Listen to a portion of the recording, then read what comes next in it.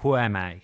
Let's say, if we were to really place that question, then what, like that may be that generative element, like that maybe that creative something new about yourself has the possibility of coming. Yes. There's an optimism in there. Even in that abyss, right?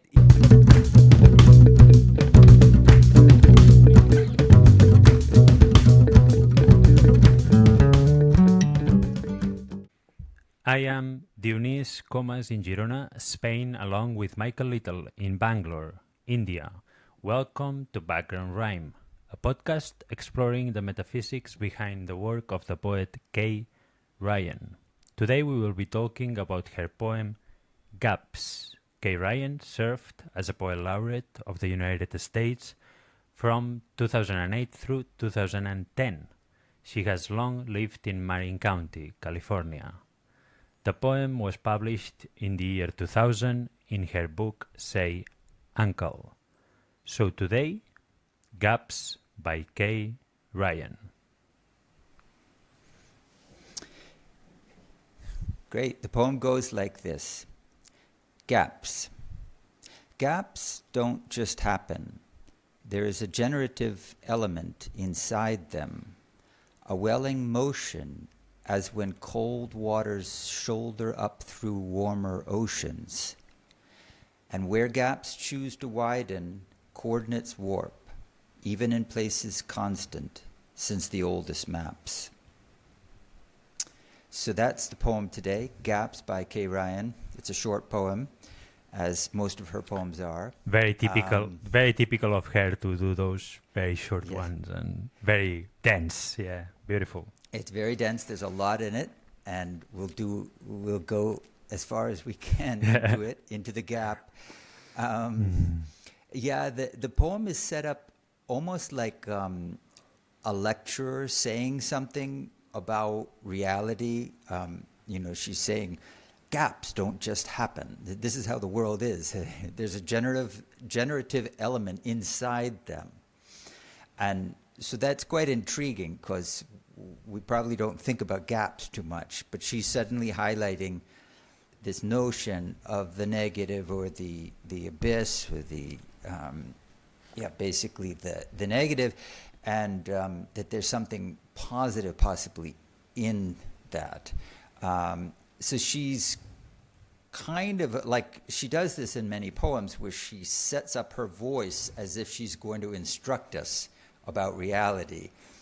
And it's a bit of tongue-in-cheek about that, because while she actually does want us to think deeply about reality, I think she's kind of almost winking at us and saying, don't trust my voice.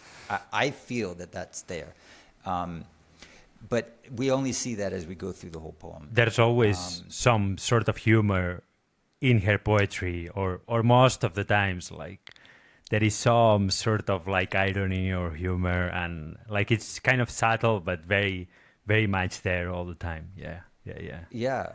I mean, just the first phrase, gaps don't just happen, is quite funny because it's not only does it have this rhyming gaps and happen, but it's like, okay, gaps don't just happen. There's a lot in that line itself, but we'll get back to that. So she's talking about a generative element, and she describes almost like the ocean. I think of the Antarctic Sea, where cold waters shoulder up through warmer oceans, which is not what you would expect, and because normally heat or hot water would rise, but in this case cold waters are rising. So it's almost defying the way we understand scientific principles or just common logic. And then in the last sentence she makes a leap, which is typical as well. Within a small poem she can make 2 or 3 major leaps. And here she talks about where gaps choose to widen. So we're going to have to think about what that means. When gaps choose to widen, coordinates warp, even in places constant since the oldest maps. So that's a more complex, visual or image of what gaps might be and what they might mean, and we have to think about and talk about what the oldest maps are. Yes. I mean, here towards the end, I mean, she's just presenting the situation of like the sort of mapping that we do. So we may say, okay, here there is a gap, or like in the map, and yet she's saying that there is a question about this mapping system, right? Like that it might not be the right approach, or that we might find faults in the maps, or in the same way that she's questioning the waters going up or down, like what we were saying. So like this whole gap thing seems to be presented in the opposite way, as you were saying. You were saying that it's the negative, so she seems to be in this poem constantly changing our formal way of understanding things. So about the waters, and then about the mapping. So normally a map is normally it's a very reliable thing, right? Like, or we think of a map as something very reliable. You know where you are, where you have to go. It's always like the house is always in the same place, and if I have to come to your place in Bangalore, I take the plane and then boom, boom, boom, and I get to your place. And so it's kind of a very solid and very reliable thing. And yet she's putting a question mark in that solid and reliable thing. So I think we will get into that towards the end, but just to have an overview of what's happening, that's already something, right? Yes. Yeah,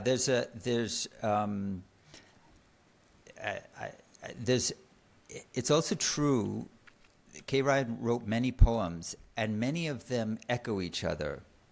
And as we go into many of these poems, which we intend to do, we will start to see relations within the different poems, and where she's drilling into a theme in a different way in another poem. And there is a poem about memory and forgetting, and she has the line, "Forgetting takes space," which is it's a fascinating poem.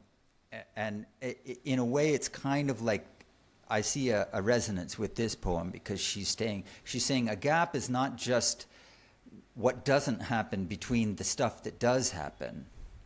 That's not what a gap is. A gap is something else. It's got a power in it. It's got a kind of force, and it itself has making things happen, but it's not making the stuff happen that we're so cognizant of. And again, map, like we know we turn left here, and then we go straight, and then we turn right, and we can make things happen by traversing what the map says. But she's saying, yeah, okay, that might be true, but I'm talking about something totally different here. Yes. So maybe we'll find our way through this kind of mysterious space. I think perhaps a good way of starting is the second phrase, because the second phrase is very descriptive of that gap. Like, she's presenting a gap, and then she's saying what's happening in the gap. So then we get to know what takes place in those gaps, like, and so it's like we have to imagine that she's like taking us on a journey into those gaps, just so we get to know what happens. So she's saying there is a generative element inside them, a welling motion as when cold waters shoulder up through warmer oceans. So in those gaps, as you were saying, there is something creative about them. So and then perhaps it would be a good thing to kind of be a bit more specific of what are those gaps in our lives. If we do that thing of, instead of like saying, like going very abstract and saying, okay, reality has gaps, which we might go into it, but like first, We love to do that. I mean, we love to do that, but but to begin with, like we have gaps in our regular lives, like because we don't have everything mapped, right? Like or we may try to map it all, but like suddenly like there are things that are kind of cracks, like that John Lennon song, right? And so You mean the Leonard Cohen song? sorry, Leonard Cohen. Yeah. There's a crack There's in a everything. crack. That's where the light comes in. That's how the light gets through. Exactly, and so that that crack and Correct. that gap is like it's in our life. Like our lives have cracks and have gaps, and those gaps may be things that we don't expect, or accidents, or sudden losses, or sudden sudden difficulties that we didn't have in our mind, let's say, or plan. Yeah. And those, even though we pretend that we have it all mapped, like we seem to think or believe that we have it all mapped, like many times surprise, accident, like not only for the negative part of it, like an accident or something that you don't expect, but also for the beautiful things. Like we don't like, it's a surprise that the sun rises every morning, like it's a beautiful, like, and then there is a surprise there that we also like, there is also a kind of a gap there that we don't, if you have your sunrises all mapped out, then you don't see them. And that connects with the forgetting that you were saying, right? Like that, this forgetting of the sunrise allows for some surprise. But and so I think that speaks to that generative force, the generative element inside the gaps, right? Like that, those cracks, those unexpected situations. She's suggesting like that there is something creative, something giving about those spaces. Yes. Yeah, exactly. And I think, just to reiterate on what you just said, I think in this sentence, both the kind of, in a way you could read, gaps could be a very troubling phenomenon. Let's say you lost your job, or you lose your close relationship, or somebody passes or something. So within that gap, there will be change, and there can be a generative element inside them. And it's interesting that she uses the word welling motion, because we often say tears are welling up inside me. Oh, that's the most common use of the word welling. Is it? And I was looking at the etymology, and it has to do with the rising of water, like a spring or water forcing upward.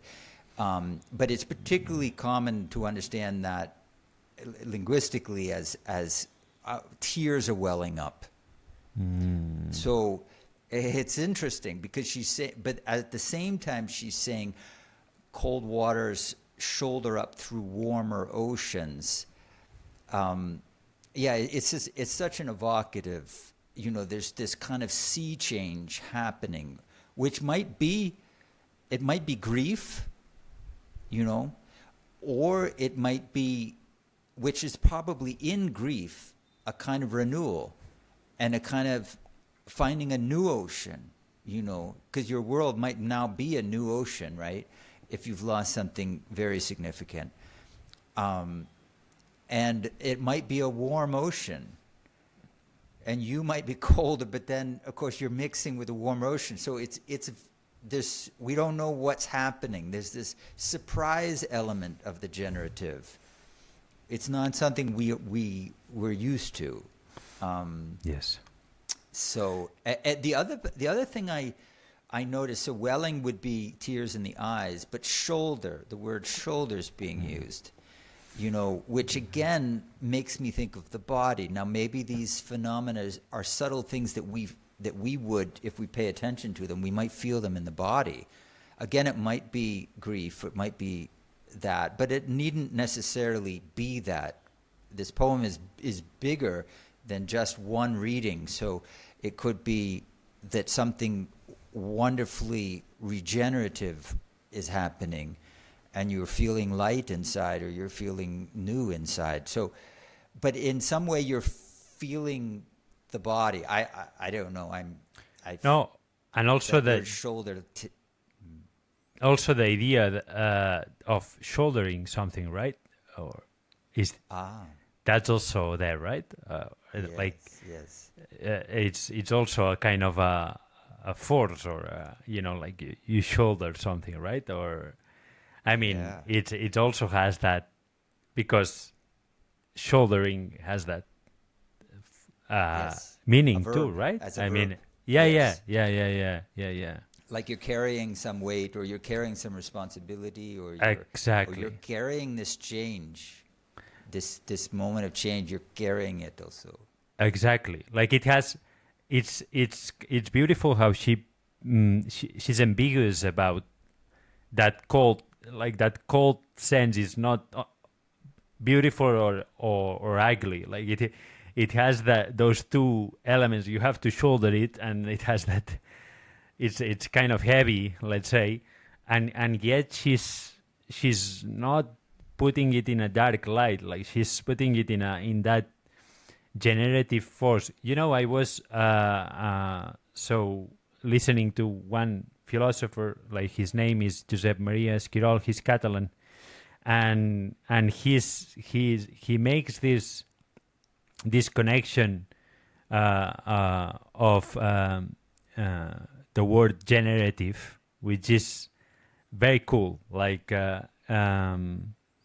he says this generative thing comes from Genesis, so that's the word that means origin, and so that generative thing, that creative thing, comes or is connected to the origin in some way, and also so we have to look at it as origin, creative thing, something creative, and then also generosity. So the like, and it's not a moral. This is not a kind of you should do, like the like that generosity that is forced, or it's just that it's all connected. Like that, this welling motion that she's talking about, that generative element is somehow generous. Like it's somehow generous, and also it's somehow connected to the origin of things, like to the it's like that this welling motion is somewhat original, somewhat I don't know, like very essential. Like it's not creative in a superficial sense, like making things more beautiful, or like it's some sort of as you were saying, like in each of us, like there is this possibility of renewal, and there is this possibility of creating something out of nothing, let's say.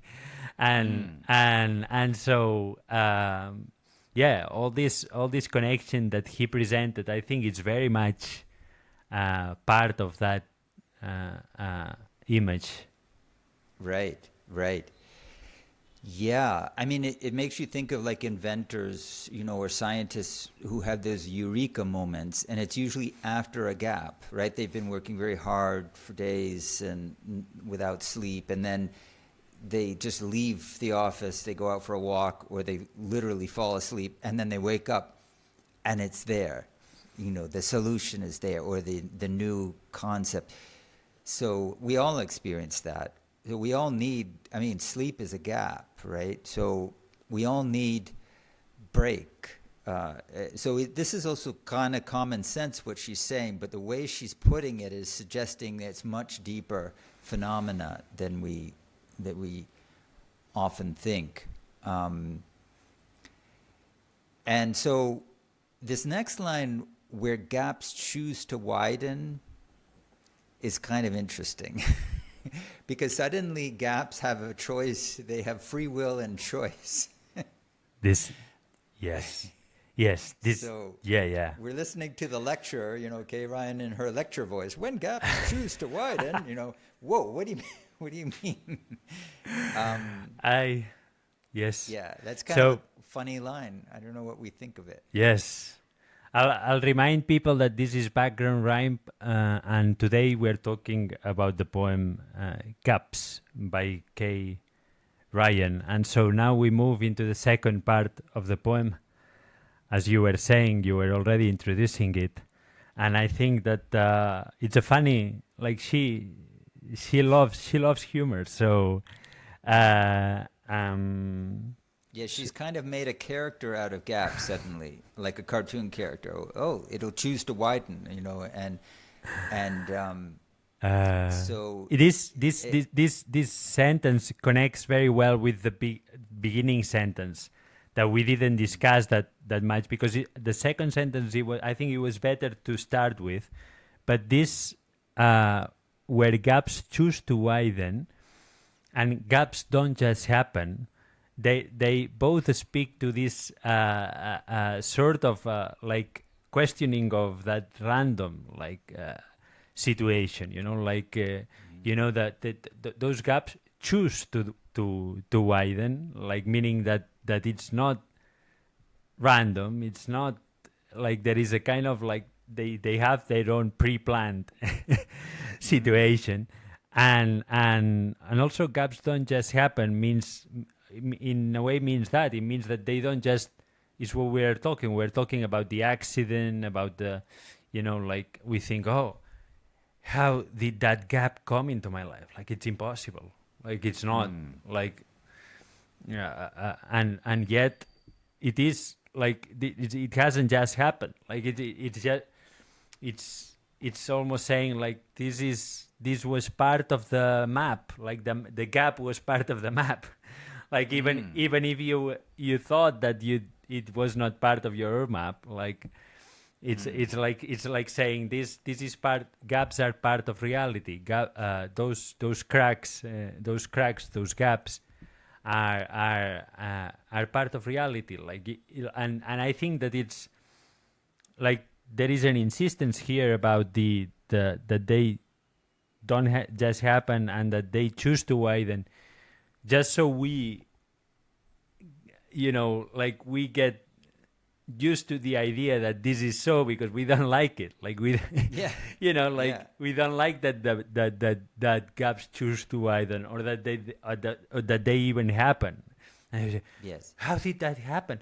It just happened. Like no, like this is actually that this is what it is. Like it's almost saying get used to it.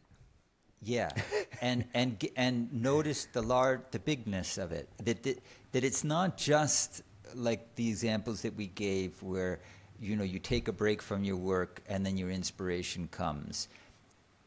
That's okay, that's interesting, but that's still such a small part of our life, and so we think most of my life is the happening stuff, the stuff that's mappable.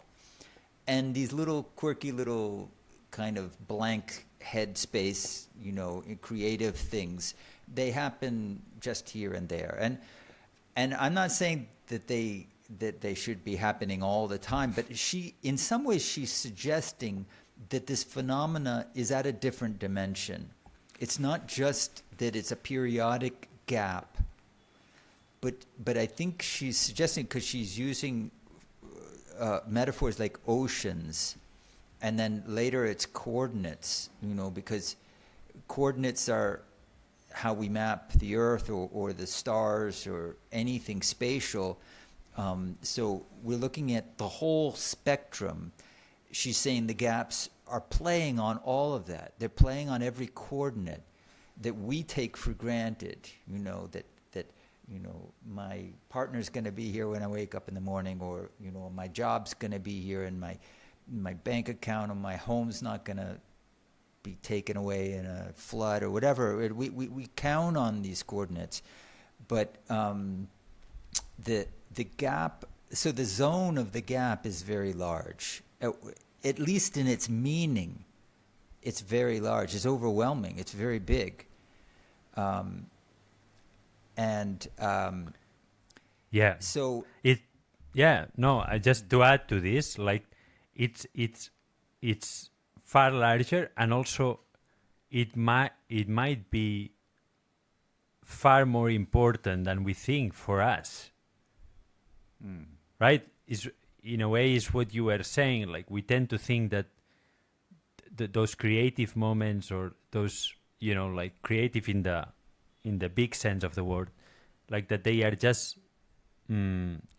sprinkled on top of our mundane, difficult day to day. And like, it's very, like, it's like, oh yeah, well, there was this moment in which, like, there was a bit of creativity here and there, and then, back to our dull and but it I think that she's suggesting that this might be more essential, more important than we think, more essential, that this might also be more defining of what we experience, and what we live. So it's like saying, look at those gaps. Like, I will make a poem that the title of it is Gaps, just so you see how relevant and, like, important might be in the whole of your journey.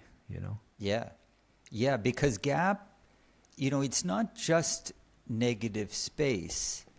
It does imply that there's something missing. It does imply loss, right?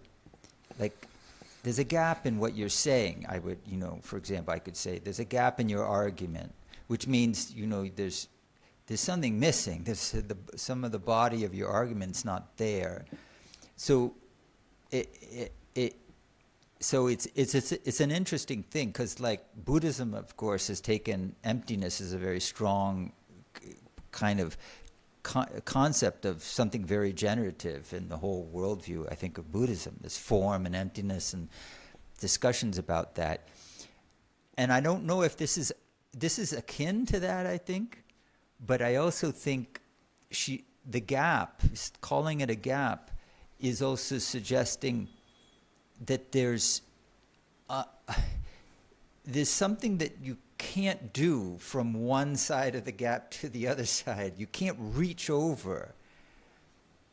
I don't know. It's like all words, there's many aspects to the word gap, but that is one of them, that there's just a gap. There was this huge gap, like a gulf, I felt this gulf in my life, Explain that further, because well, I just think that it has the aspect of not being able to do something.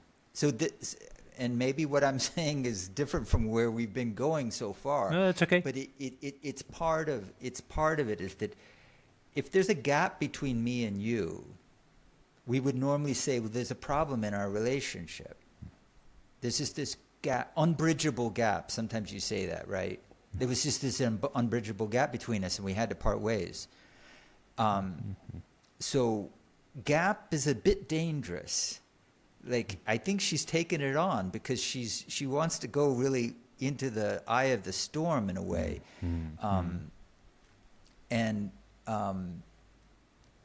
But nevertheless, I don't think that contradicts what we're saying, because I think ambiguity is she cherishes the ambiguity of this. But what gets lost, you might resonate with this poem because you've experienced a huge loss, and you may also know all these odd movements that go through you in that. And maybe a rebirth as well. I mean, that I think that what you're saying is very good, because it just says, it's almost like just saying a crack is a crack. Like, I mean, because even though, like, there is that poetry of there is a crack, and the light gets through, and all that light is beautiful and all, but a crack is a crack. Like It's a break. and a break is a break, and a gap is a gap. Like I mean, I know this sounds redundant, but it's not a romanticism. It's not making it beautiful or romantic that there are gaps or that there are cracks or that because it's not beautiful. Like it's not pretty. That, as what you were saying, like if there is an unbridgeable gap or if there is, like, that thing has its own power and reality, and it's very devastating and very. So all this thing is true. Like it might not be definitely true. Let's say, like, it might not have like that. Like there is a possibility of regeneration, like as it is suggested here, but it's cold and you have to shoulder it, and like the cold waters, and you have to shoulder it up through, so it's down. So everything has been broken down, and and then you have to shoulder it. You have to take the responsibility. You have to say yes to all those things that were all those fragments of you that are placed everywhere without order. And so you kind of have to take with all humility, you have to go and take the pieces that have been broken and shoulder them. Perhaps the only thing that is the hope, let's say, is that that generation, it might be even better than what you had before, because generally speaking, when we have great loss, we don't see that nothing better can come out from it, right? Like that's the feeling of loss. Like like it's impossible that something better can come out from it. But I think the surprise or the poetry that we are kind of managing here is that, oh my God, how is that possible? All that cold, all that down, all that crack, all that. How is it possible that it synthesizes in some better, like better, not in the sense of like better in the sense of deeper, like I think that's the question here, right? I mean, if we are not obsessed with the improving system that we normally, like, you have your map, and this map has its own aims, and those aims are and then if there is a crack there, then you haven't achieved what you wanted to achieve, whatever. Like, but if it's not that, if there is a different situation in which the perhaps the direction is to go deeper in somewhere more essential, more important, more beautiful, something that is like, so then you don't have a say on what reality brings to you. You don't get to complain. Like, I mean, sorry, like, of course you get to complain, but I just mean that there might be some surprise that you don't know about it. Right? Yeah, that's right. Because I don't think you're fully in control. There's another force that's joined with you, kind of, in this process. And I mean, another way of looking at it is she's talking about the creative process, which is true probably for most of her poems. They could be read as a discourse on her own process of creativity, of her coming up with a poem, and what it takes to create something like a poem, that you have to give up something. You have to have, she talks about nonsense. You have to have some nonsense within all the sense.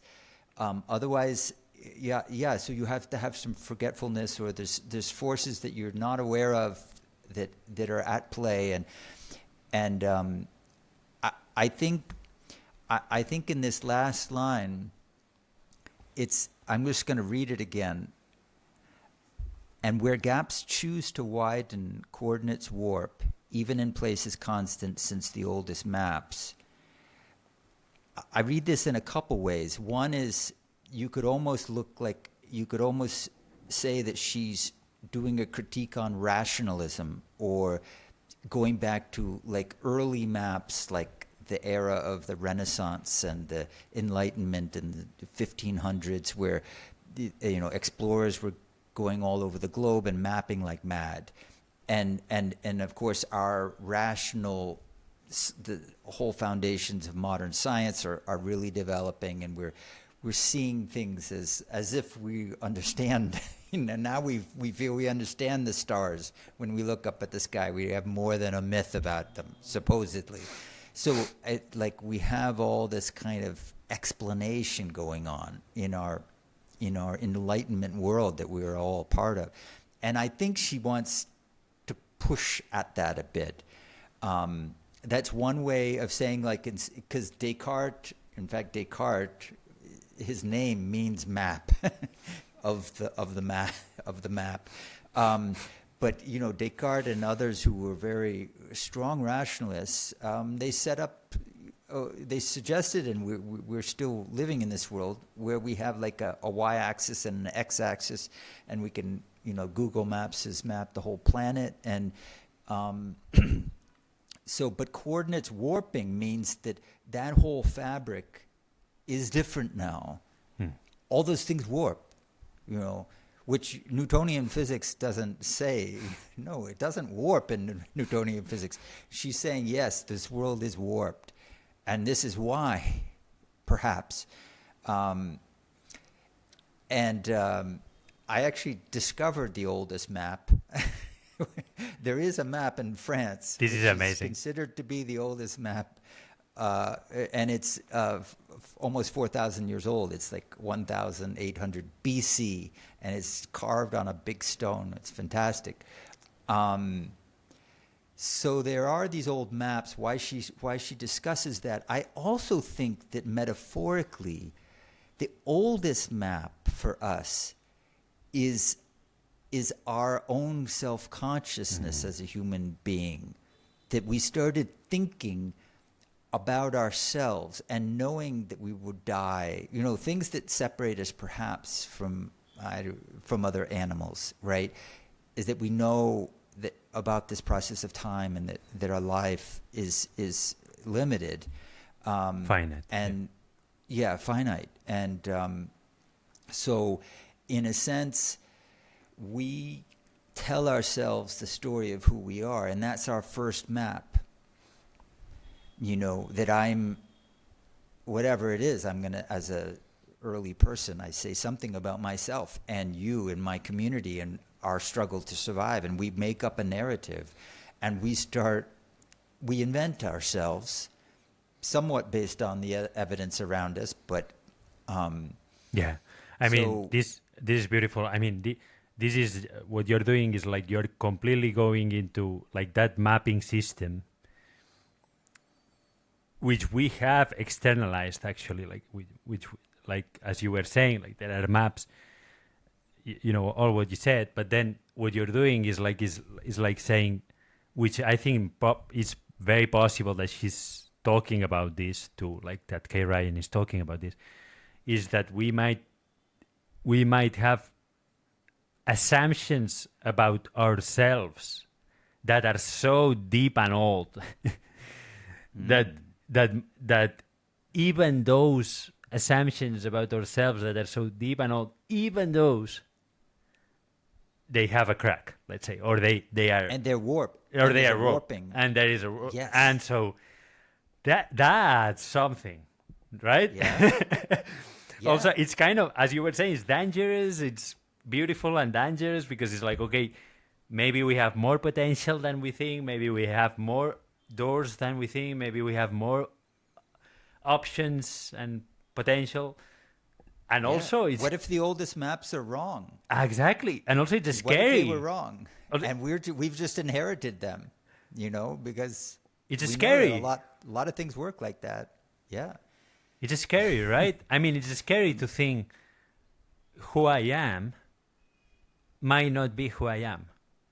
I mean, that's a scary thought. The map of who you are may not relate so closely to who you are. Yeah. That's really something, right? Yeah. Also, I mean, you know, there were Egyptians who thought that they were God, and for many other cultures. So they actually had that map that they were God, and they convinced everybody else that they are God indeed. So that's a map that might be wrong, right? So why don't maybe we all have that mismapping. yes. And also, not only that, is that if we question, like what she's saying, now that we are going all the way, if we question that old map of ourselves, that means if we really place the question of who am I, let's say, if we were to really place that question, then what, like, that may be that generative element, like, you know, that maybe that creative, something new about yourself has the possibility of coming. Yes. There's an optimism in there. Even in that abyss, right? Even in that, because the map, when you question the map, there is some sort of an abyss, right? Like there is, because that gave you solidity, that gave you stability. You know who you are. You know who you belong to. All this mapping that we've done that is completely absurd. Like I belong to that family. I do. Yeah. All this thing, but who are you? Also, that's a scary and yet perhaps creative situation that you can find yourself in. Yes. Michael? Wonderful, Denise. It's a great poem. Great poem. It's one of the favorites. Beautiful. It's probably in the top 10 K. Ryan poems. Amazing. Thank you, listeners, for your time. This has been Background Rhyme Podcast, and today we've talked about the poem Gaps by K. Ryan. Gaps. Gaps don't just happen. There is a generative element inside them, a welling motion as when cold water shouldered up through warmer oceans. And where gaps choose to widen, coordinates warp, even in places constant since the oldest maps.